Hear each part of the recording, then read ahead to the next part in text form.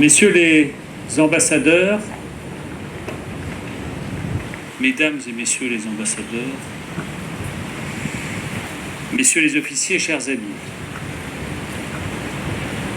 82 ans après l'appel du 18 juin 1940, nous nous retrouvons aujourd'hui à l'endroit même depuis lequel, pendant un an d'août 1943 à août 1944, le général de Gaulle a dirigé la France libre.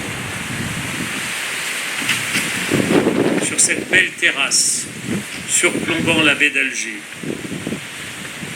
nous sommes réunis pour commémorer ensemble cet événement en apparence anodin. Un simple appel à la radio de Londres, à la BBC, prononcé par le général de Gaulle alors que la guerre était menée, une guerre éclair, par les forces de l'Axe qui semblaient emporter à jamais toute espérance sur le continent européen. En réalité, cet appel marque un tournant essentiel dans l'histoire de la Seconde Guerre mondiale. L'invasion n'est pas une fatalité. Le combat continue. L'honneur et la victoire sont à portée de main. Ici, dans cette villa des Oliviers où nous nous trouvons, ces murs ont entendu les interrogations des hauts responsables de nos armées de l'époque. Alors que la puissance nazie avait atteint son apogée et que tout semblait perdu, que faire ? Qui faut-il suivre ?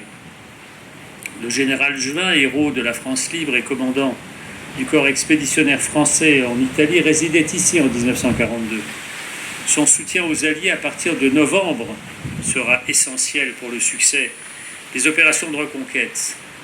Il sera le seul maréchal de France de la Seconde Guerre mondiale à être élevé à cette dignité de son vivant. Dans le contexte si difficile que nos aïeux ont vécu et qui n'est pas sans rappeler une situation d'actualité tragique en Europe, nous commémorons aussi le 80e anniversaire de la bataille de Bir Hakeim.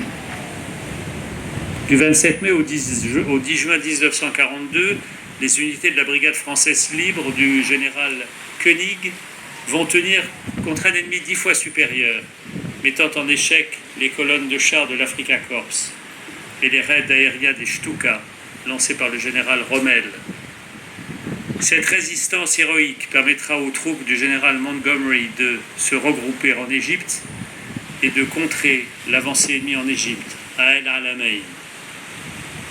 Partout en France, nous commémorons cette bataille légendaire où Français libres, légionnaires, soldats nord-africains d'Algérie, de Tunisie et du Maroc, compagnons d'armes de Lubangui-Chari et du Pacifique ont uni leurs forces, ont mélangé leur sang dans les sables de Libye. Ensemble, ils ont remporté une éclatante victoire tactique, mais aussi morale. Donnant corps à l'appel du 18 juin, ils ont prouvé que la défaite n'est pas définitive et que l'espérance ne pouvait disparaître. Ils ont prouvé que la France n'était pas seule et que le courage, la ténacité et l'audace l'amèneraient à la victoire. Cette leçon laissée par nos ancêtres nous oblige. Elle trace le chemin de la fraternité.